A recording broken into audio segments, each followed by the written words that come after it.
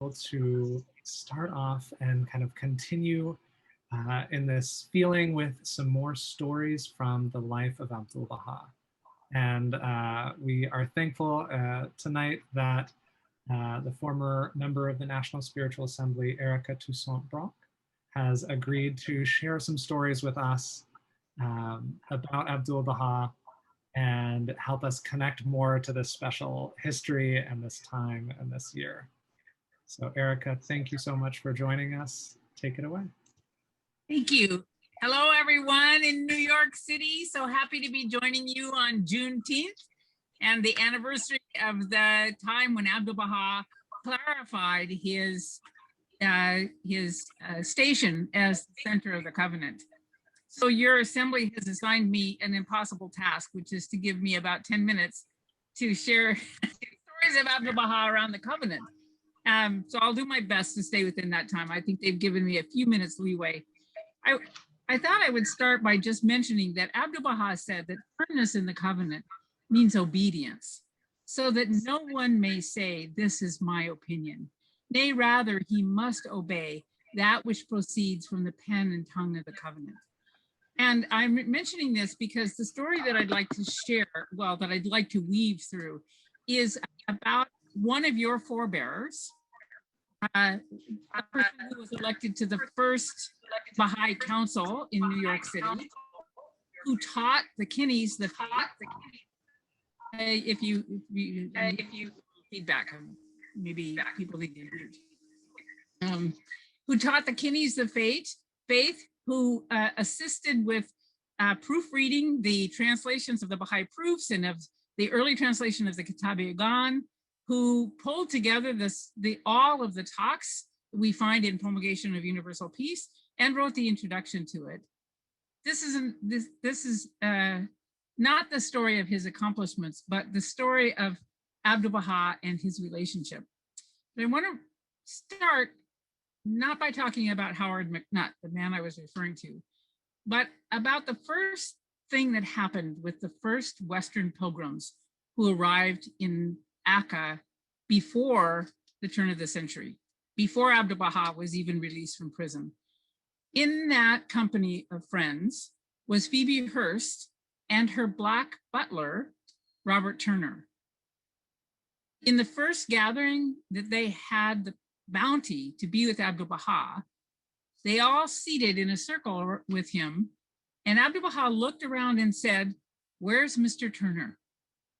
and called for Mr. Turner to be brought into the room, got up, hugged him, and asked him to be seated with them. Now, if you know anything about that history in that time, a butler never sat amongst the friends that were gathered as guests in a place like that. But Abdu'l-Bahá brought him into the circle. Years later, when he came to this country, you know that everywhere he went, he was very focused on helping the believers understand interracial unity. And he was happiest when there were people of color and all mixed together. The more, the better. And in fact, at one point, he actually talks about 3 different meetings. At one meeting, all the people were Black. At the next meeting, all the people were white. At the third meeting, you couldn't tell, was what he said. So this was very important to him. I'm just putting that for your memory banks to think for a minute, because now I'm going to talk to you about another aspect that we may not often talk about Howard MacNutt, and that is how Abdu'l-Bahá used his devotion to the covenant to help us all understand, but more importantly, to help him understand the importance of obedience. Firmness in the covenant means obedience, so that none may say, "This is my opinion." So you may not know that your forebearer, Howard MacNutt, you can tell by his activity that he was very enthusiastic, very generous. It was his home in which the movie of Abdu'l-Bahá was taken. He was the one who arranged for the recording of the voice of Abdu'l-Bahá. So you can imagine that he was probably also a very strong personality. New York produces a lot of strong personalities who have served the faith. And in those early days, the Bahá'ís were a little bit confused, really, about the station of Abdu'l-Bahá. some thought he was the return of Christ. Others, like Howard, thought he was more like Peter, a disciple of Christ, and subject to error. And Howard held that view and had, in the early days, included it in his teaching.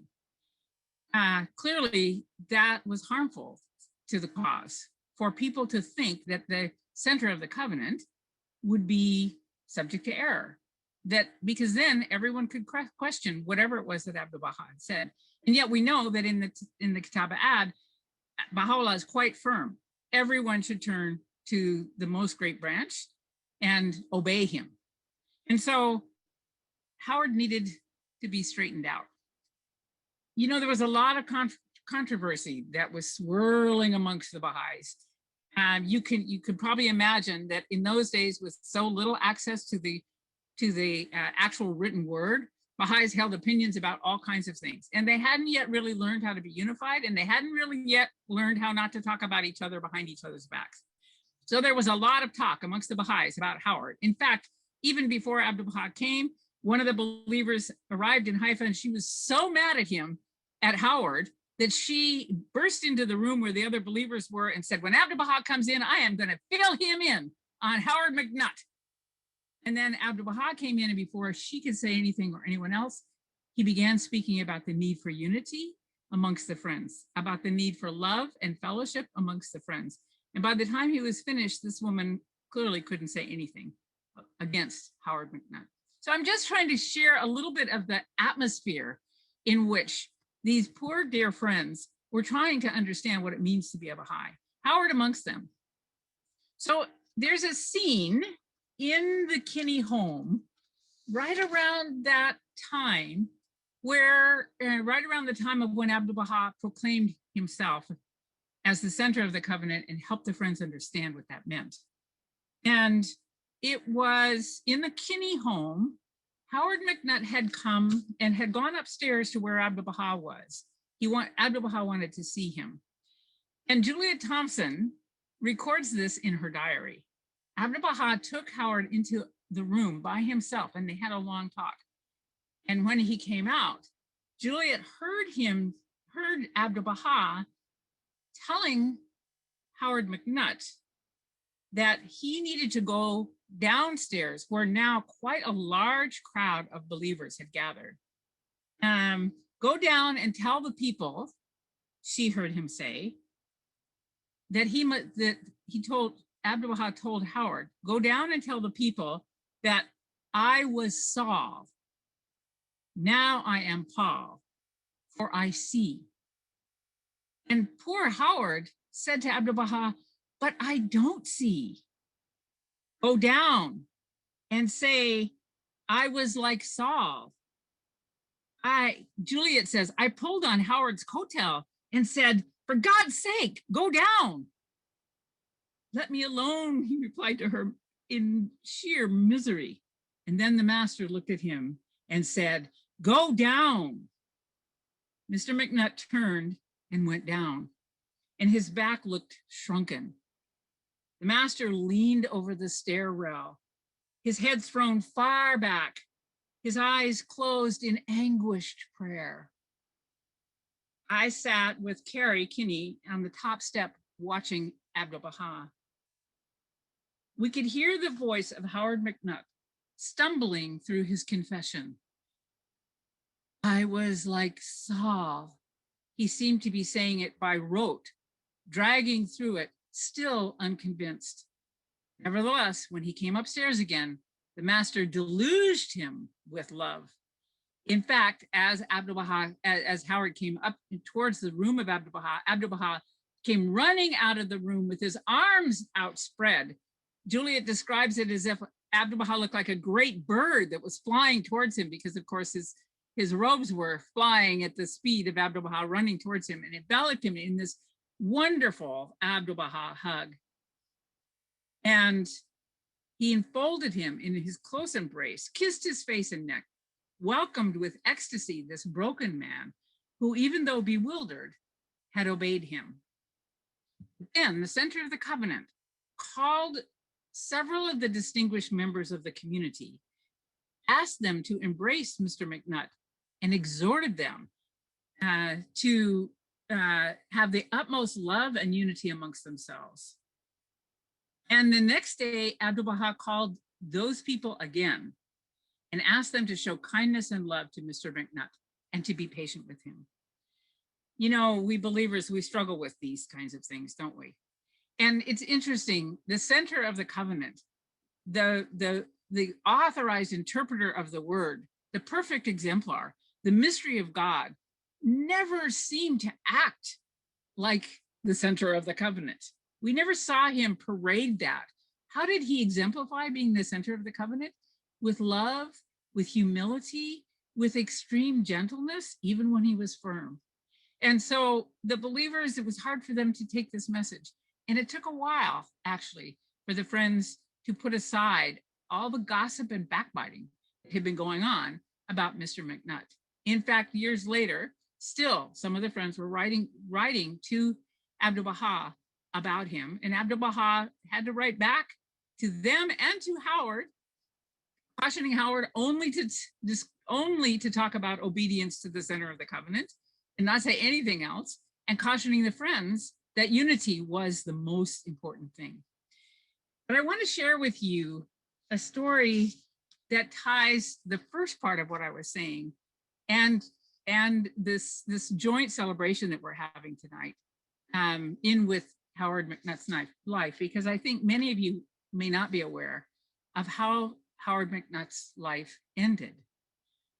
So, you know, Abdu'l-Bahá strove in every way possible for us to really understand the need for racial unity and for raising up the voices that were not being raised up, for bringing the message of Baha'u'llah to all the populations, and here in America, particularly to the Black population. And Howard McNutt and his wife and some others went into Florida and began to go to the forbidden areas called Color Town, where no white people went. This was understood societally, and it was dangerous. But the last days of his life were spent in Miami, in this area, going to the churches.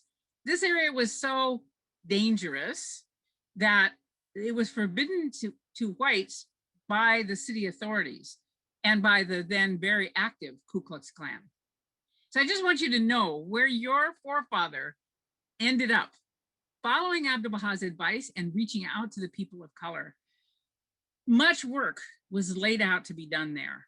So Howard and his wife and other Bahá'ís arranged and spoke at many colored meetings, as they called it back then, in churches, schools, homes.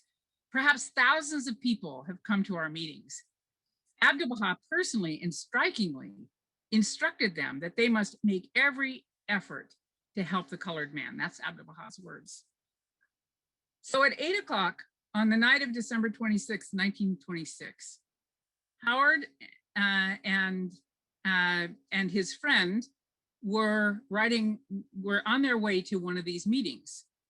And two men, scarcely a block from these two men were scarcely a block from the meeting where they were supposed to be speaking that night, when a motorcyclist crashed into Howard. And he was badly hurt and died just a few days later. His friend goes on to tell an unexpected victory that came from Howard's passing. During Howard's service, he said, we had many colored folk present. For the first time in the history of that area, the doors of Combs Funeral Home were opened to the colored man. It seems that Combs knew Howard. And when the friends had approached him, he said, Howard McNutt can have as many colored friends to see him as want to. And in the future, this door will never be closed to them.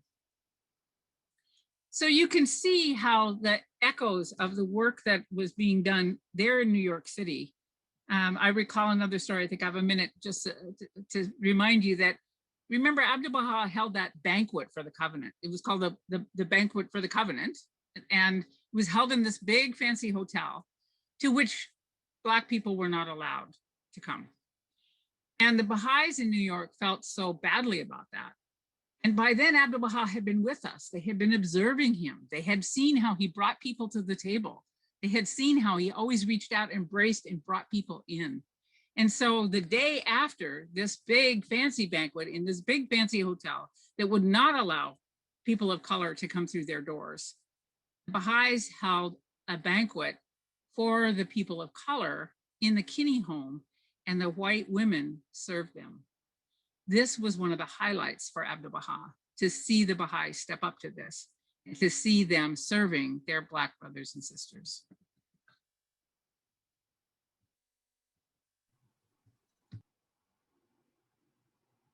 Thank you so much, Erica, for coming and sharing those stories with us. I certainly had not heard some of the final pieces, especially of Howard McNutt's life, and always appreciate the sort of the way that the history of that time and these events are linked to each other in ways that we don't often expect.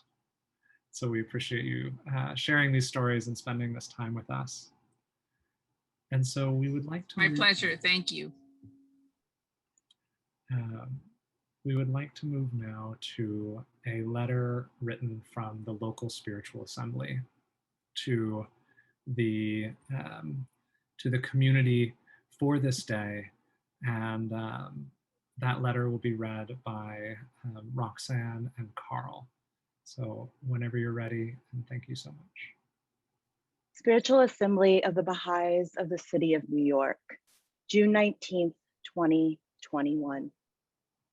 Dear friends and ardent believers in the oneness of humanity, on this day, 156 years ago, in 1865, Union Army General Gordon Granger announced General Order No. 3, officially proclaiming the end of slavery in Texas. This announcement came 2 years after the Emancipation Proclamation and over 2 months after the surrender of the Confederate Army on April 9th. Juneteenth, as it has come to be called, has since become a holiday celebrated by the African American community across the United States as a second Independence Day, marking their freedom from the insidious institution of slavery. Exactly 47 years later, another momentous announcement was made at 309 West 78th Street in New York City. On June 19th, 1912, Abdu'l-Bahá proclaimed to Louis Getzinger and Juliet Thompson, "And I am the covenant, appointed by Baha'u'llah, and no one can refute his word. This is the testament of Baha'u'llah. You will find in the holy book of Aqdas, go forth and proclaim, this is the covenant of God in your midst." After this proclamation, Abdu'l-Bahá gathered the friends to listen to a new translation of the Tablet of the Branch, and then expounded on the implications of the covenant of Baha'u'llah.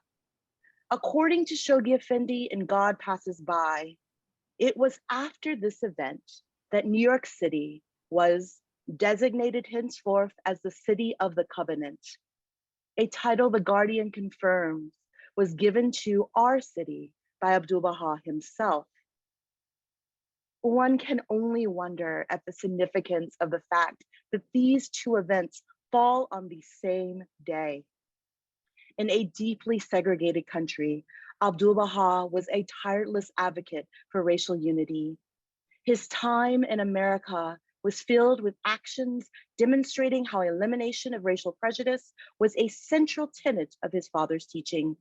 From openly encouraging interracial marriage at a time when it was illegal in many states, to disrupting social norms of racial segregation and class hierarchy by inviting Louis Gregory to sit next to him in the place of honor at a dinner in Washington, D.C., and even leaving a prominent New York City hotel when the management complained about the racial diversity of his large number of visitors.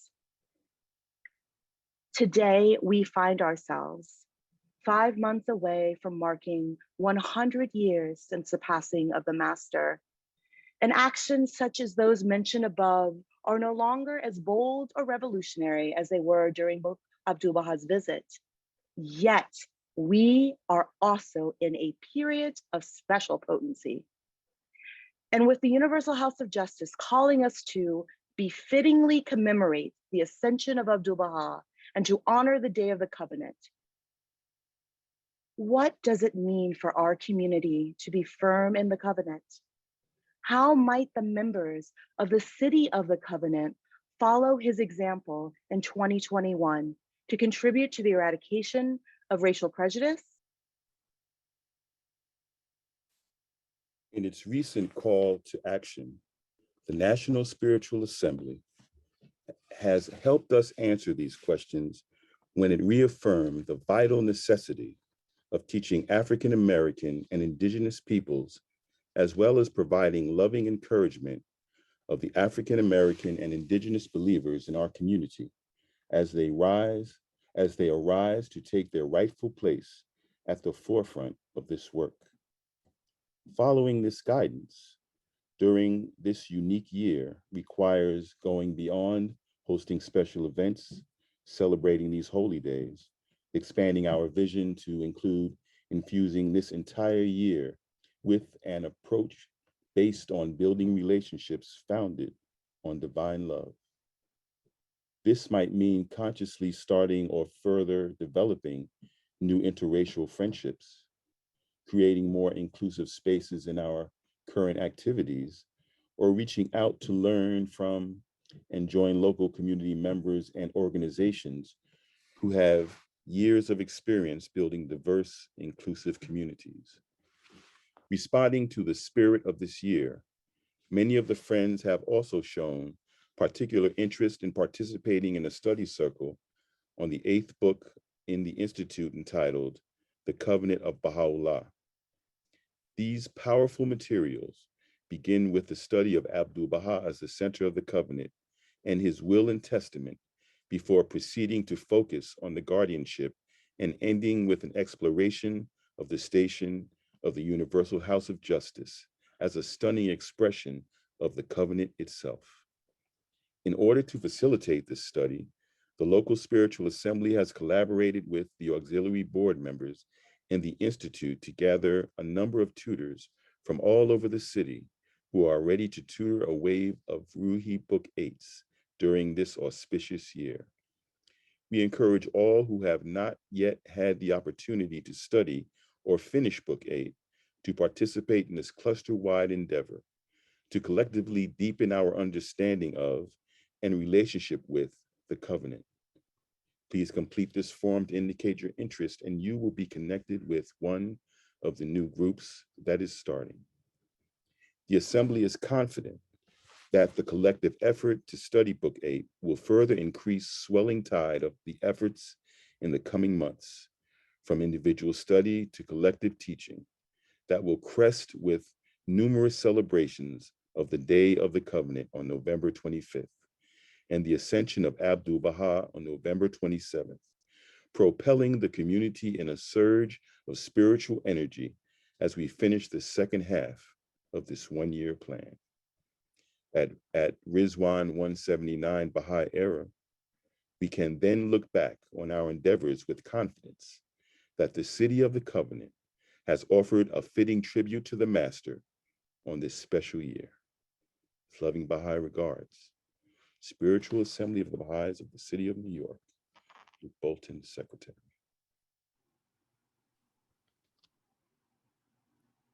Thank you so much, Carl and Roxanne, for reading that message.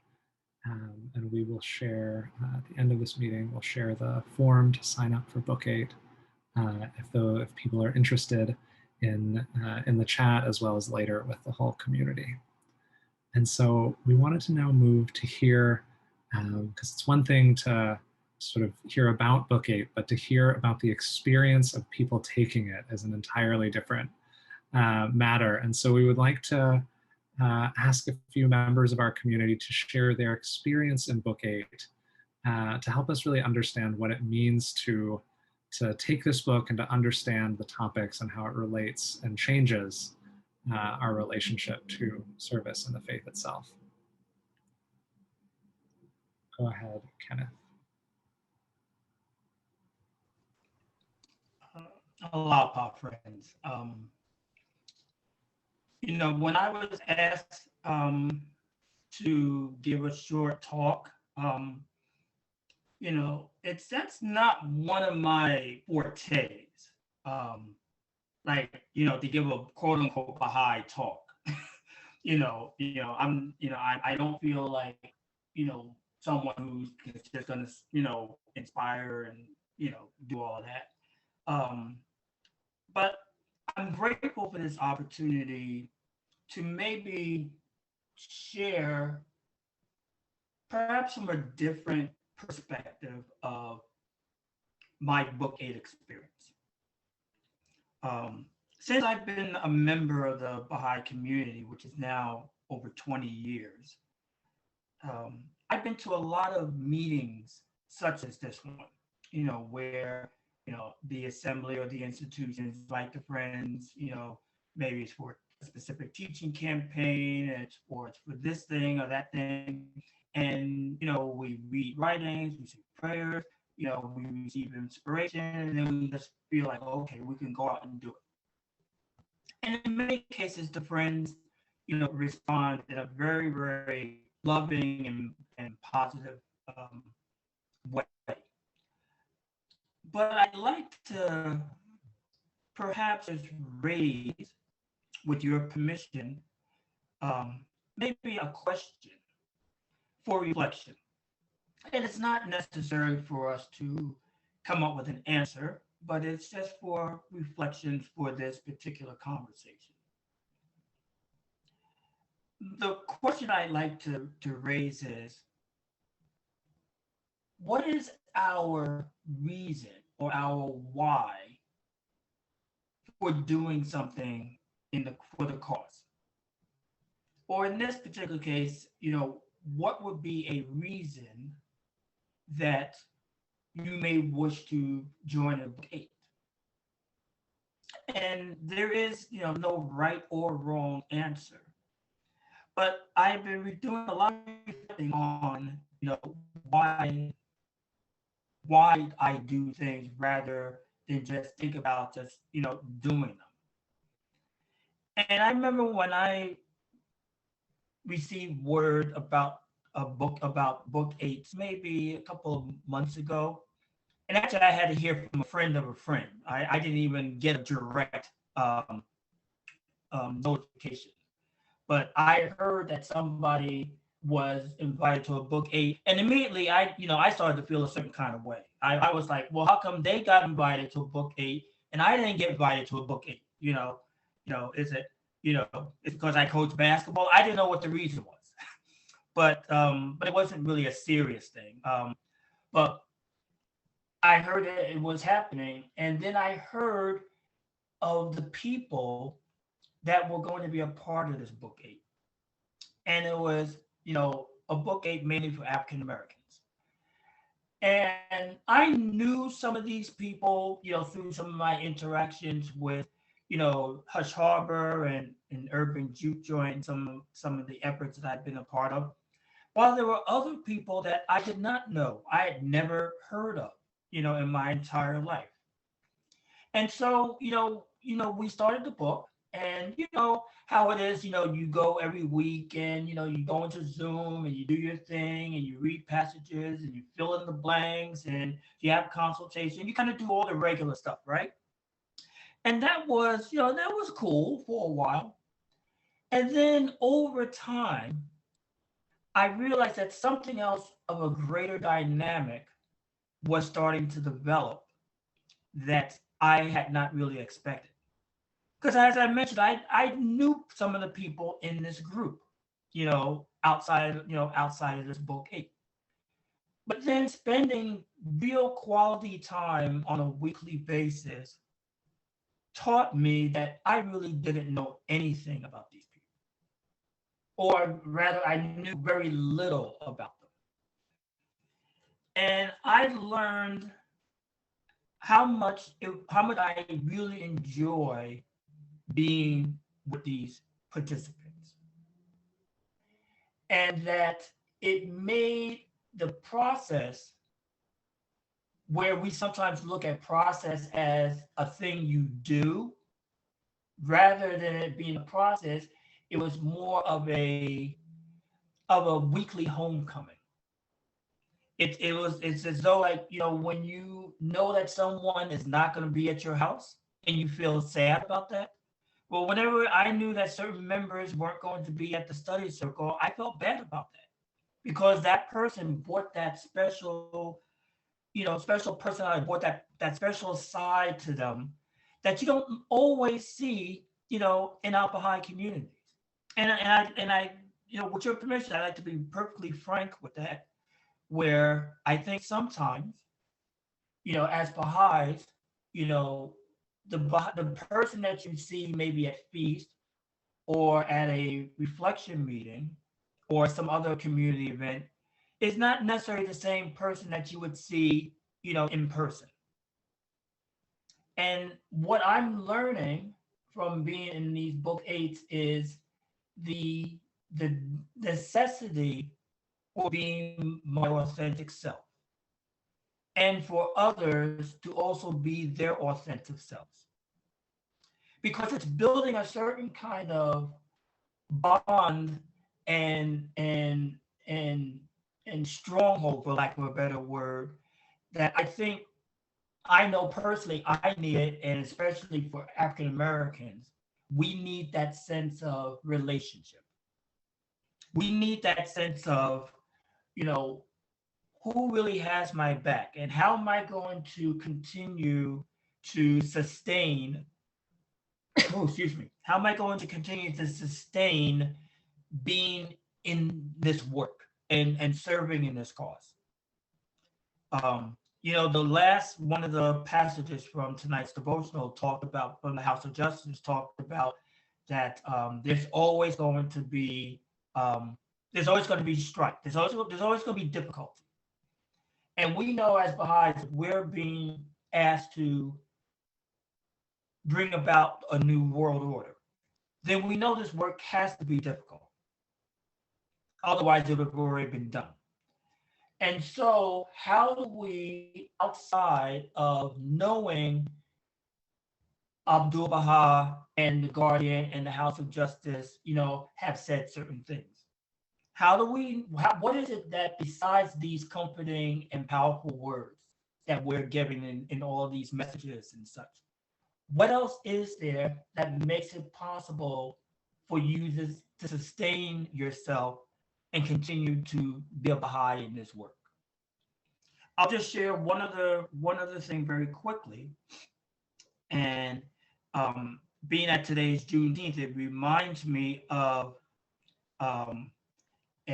one of my favorite stories back in 1955, when the city of Montgomery, Alabama, there was a bus boycott, which I will hope that most people have heard of. Montgomery was a segregated city in the South at the time, and it was about 50-50 population, about 50,000 Negroes, as they were called at the time, and 50,000 white citizens.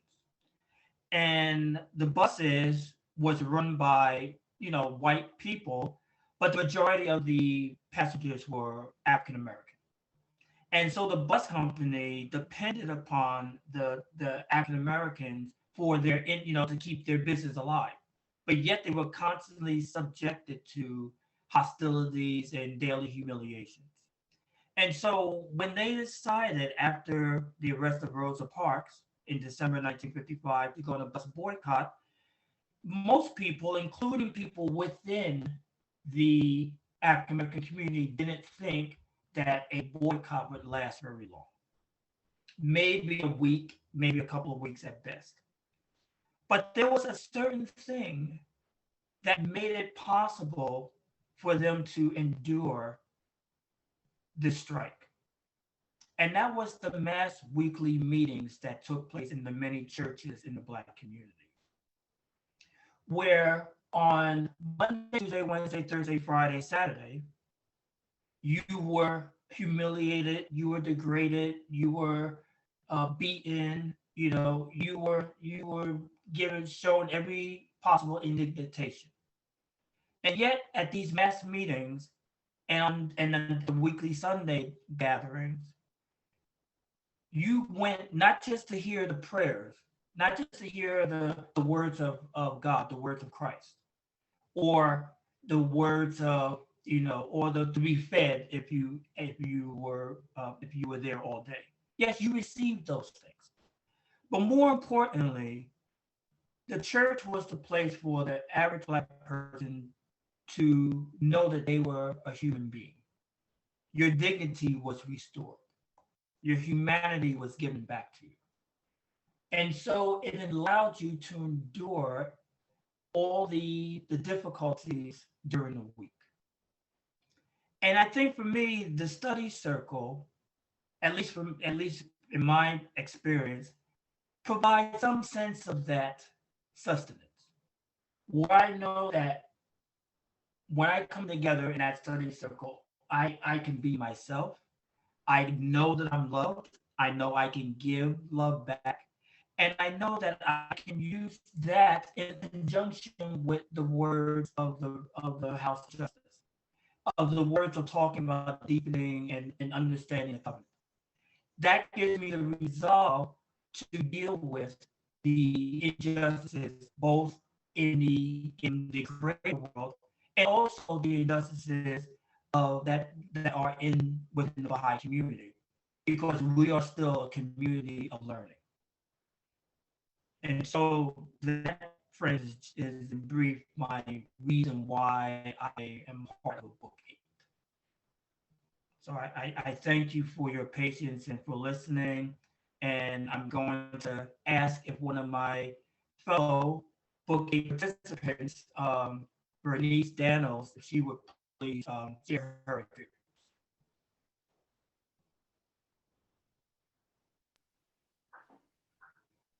What I added to the group when I came was a sense of the diaspora and the indigenous, because those are part of my behests, but also the resonance of being able to reflect upon the fact that the covenant, a covenant that has resonated through all the religious traditions of the past, has been enriched by the unique station, the absolutely unique station of Abdu'l-Bahá.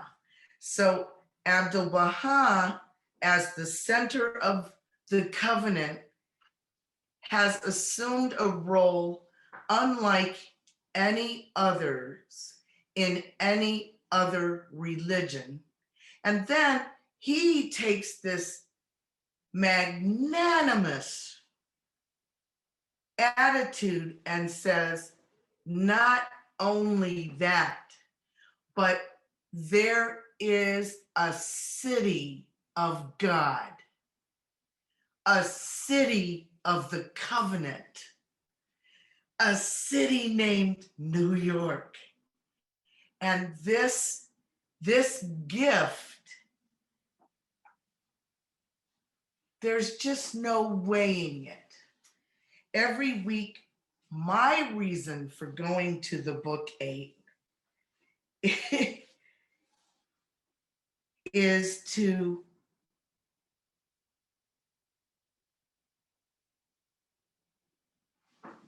give homage, pay homage to the insights of my fellow participants, to the depth and the breadth of the writings that have been brought to people's awareness in this study circle, and to this sheltering place in the midst of such a threadbare awareness that we have to just completely work assiduously to try to piece back, to give, to mend, to enrich, and then to gather it around us and have an opportunity to share that warmth with others. And this book 8 has allowed, in a way that, and particularly with being in an exchange that has included portions of a community that I lived in Montana, in New Jersey, all over the country, the West and East Coast. And and in Hawaii for 20 years. And that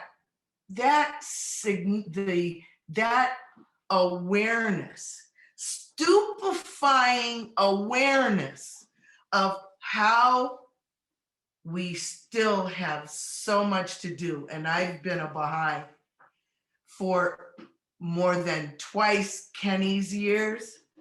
And it just, the wonder that I still hold is sustained by what I'm learning, by what I'm feeling, by what I'm sharing, and by what comes to me as a participant in Book 8. And so I want to end, Kenny says that he doesn't, he's not really equipped to give all this talk. How did he do? You guys, how did he do? Anyway.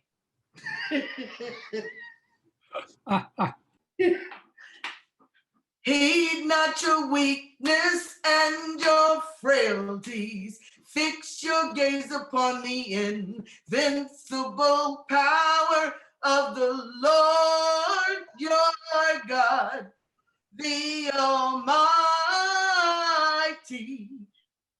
Arise in his name. Put your trust wholly in him, and be assured of ultimate victory. Arise in his name. Put your trust wholly in him, and be assured of ultimate victory.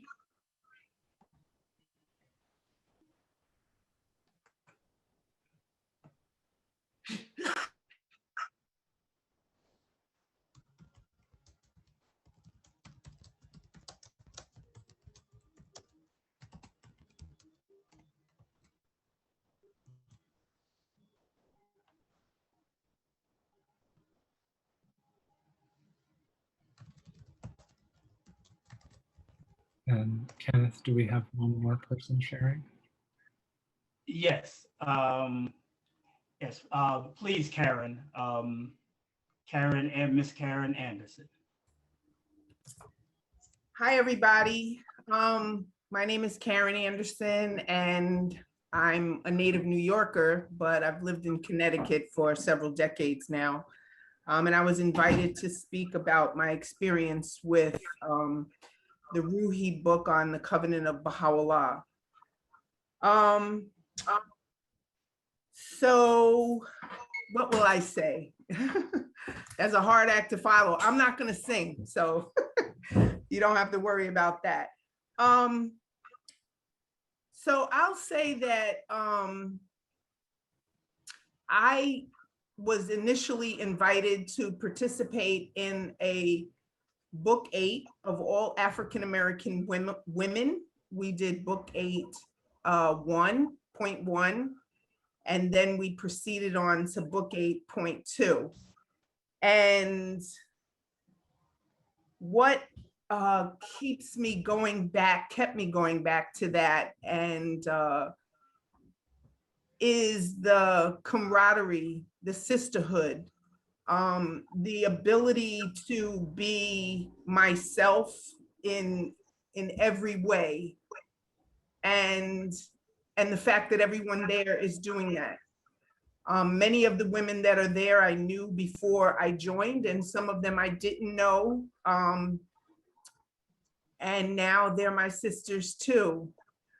I've been a Baha'i for nearing 40 years now. And as someone who grew up in the Bronx, and while I didn't formally belong to a church, I lived in a predominantly Black and brown neighborhood and went to school with predominantly Black and brown people.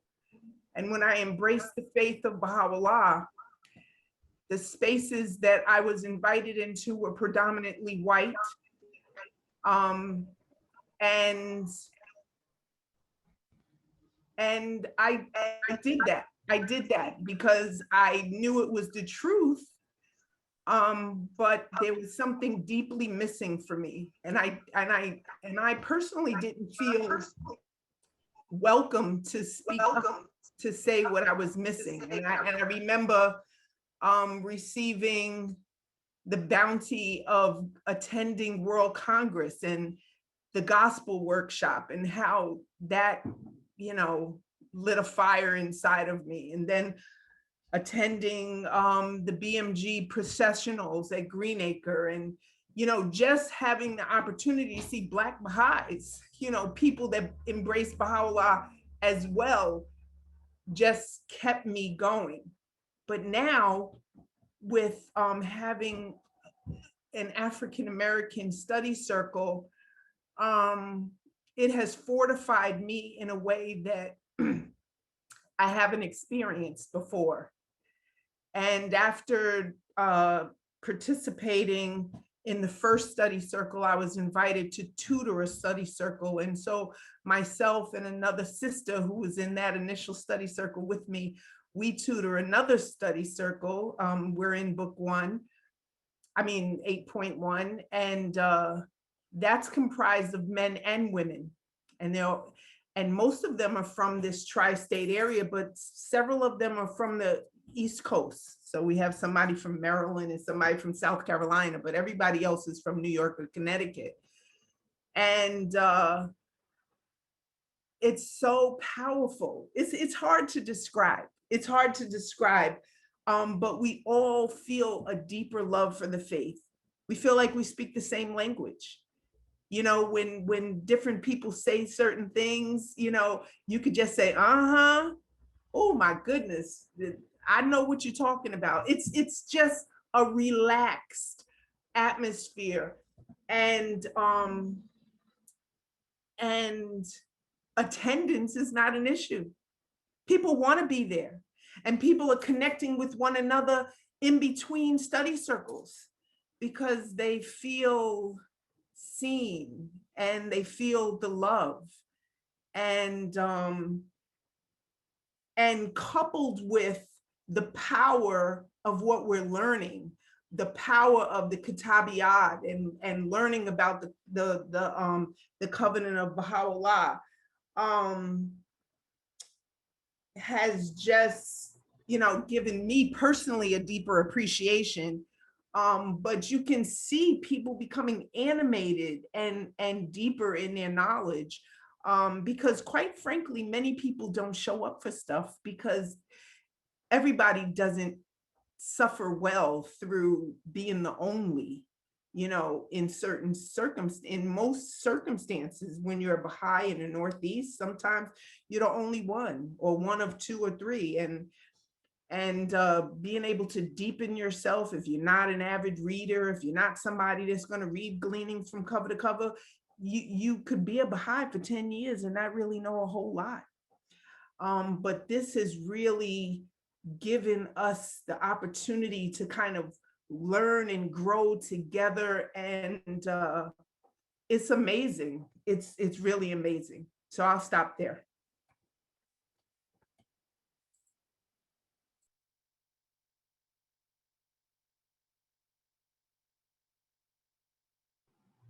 Wow. Thank you all so much for sharing. I feel honestly like blessed and honored to have all of you share so deeply and so honestly with us. I certainly feel like like that book 8 sounds so powerful, and really glad to hear its effects, and it makes me want to jump in a book 8 myself. So I really appreciate that. And this those sort of powerful stories and testimonies brings us right to the end of our program today. And I wanted to share, you'll see in the chat, everyone, there's a link for a form if you are interested and want to sign up to take a book 8 in this special year, this year of the covenant, in the city of the covenant, to really dive into that experience that was just described for us. And we'll also be sharing this with the entire community. Our hope is to have waves of these book 8s. We have tutors that are ready and excited and passionate to sign people up, and that this can be one amongst the many different activities that we are inspired to do this year, both individually and collectively, to pay fitting tribute to Abdu'l-Bahá during this time. And so with that, we are going to end with the tablet of visitation. And Lincoln has graciously offered to read that for us.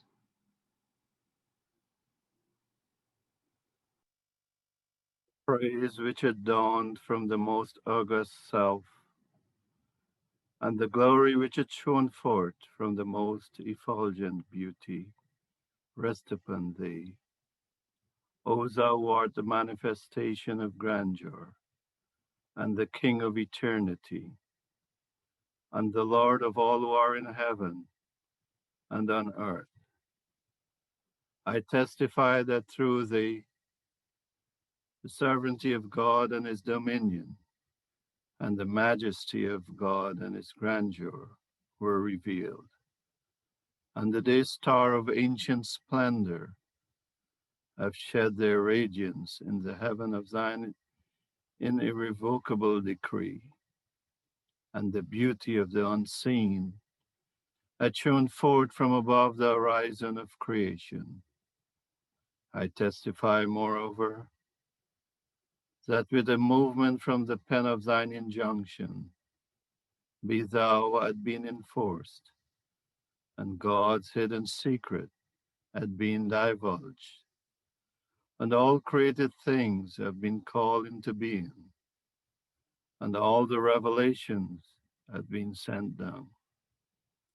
I bear witness, moreover, that through thy beauty, the beauty of the adored one had been unveiled, and through thy face, the face of the desired one had shone forth, and that through a word from thee, thou hast decided between all created things, causing them who are devoted to thee to ascend unto the summit of glory, and the infidels to fall into the lowest abyss. I bear witness that he who had known thee had known God, and he who had attained unto the presence had attained unto the presence of God. Great therefore is the blessedness of him who had believed in thee and in thy signs, and had humbled himself before thy sovereignty, and had been honored with meeting thee, and attained the good pleasure of thy will, and circled around thee, and stood before thy throne. Woe betide him that had transgressed against thee, and had denied thee, and repudiated thy signs, and gainsaid thy sovereignty, and risen up against thee, and waxed proud before thy face, and had disputed thy testimonies, and fled from the rule and thy dominion, and been numbered with the infidels, whose names have been inscribed by the fingers of thy behest upon the holy tablets. Walk then unto me, O my God, my beloved, from the right hand of thy mercy and thy loving kindness, the holy breadths of thy favors, that they may draw me away from myself and from the world unto the courts of thy nearness and thy presence. Both enter thou to do what thou pleasest. Thou truly hast been supreme over all things. The remembrance of God and his praise, and the glory of God and his splendor rest upon thee, O thou who art his beauty.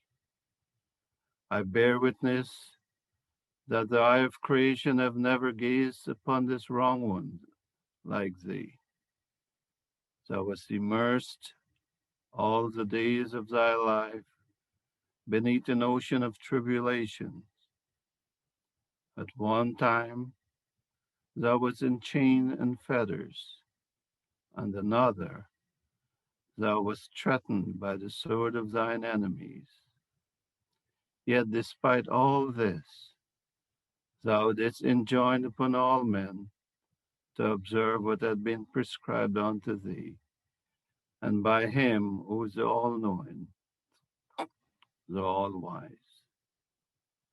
May my spirit be a sacrifice to the wrongs thou didst suffer, and my soul be a ransom for the adversities thou didst sustain.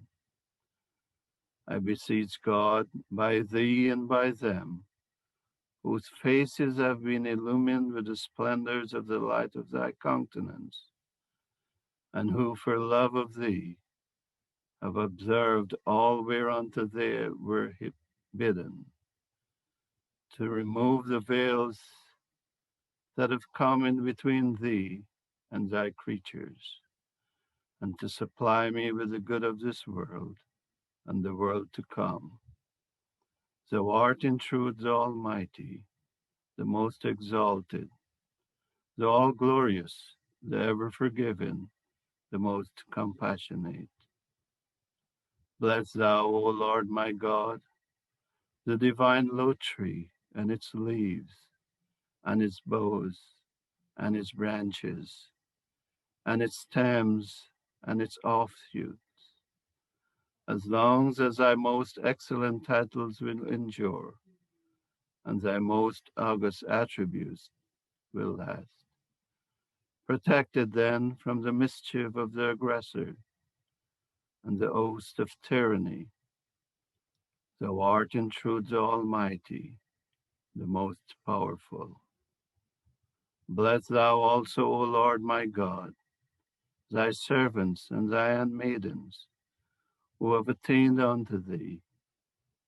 Thou truly art all bountiful, whose grace is infinite.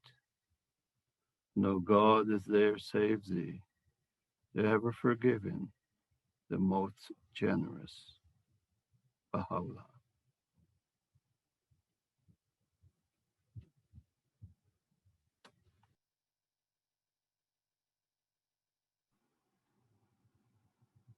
Thank you so much, Lincoln. And thank you everyone who shared, who contributed to this program. Thank you all for coming. I really appreciate people being able to take this time. I know we're all busy on this Zoom, and happy Juneteenth and happy Day of the Covenant. I've just put this early, I just put the link again in the chat. Hopefully it works now. All right, thank you all so much for coming, and have a wonderful rest of your weekend. Goodbye.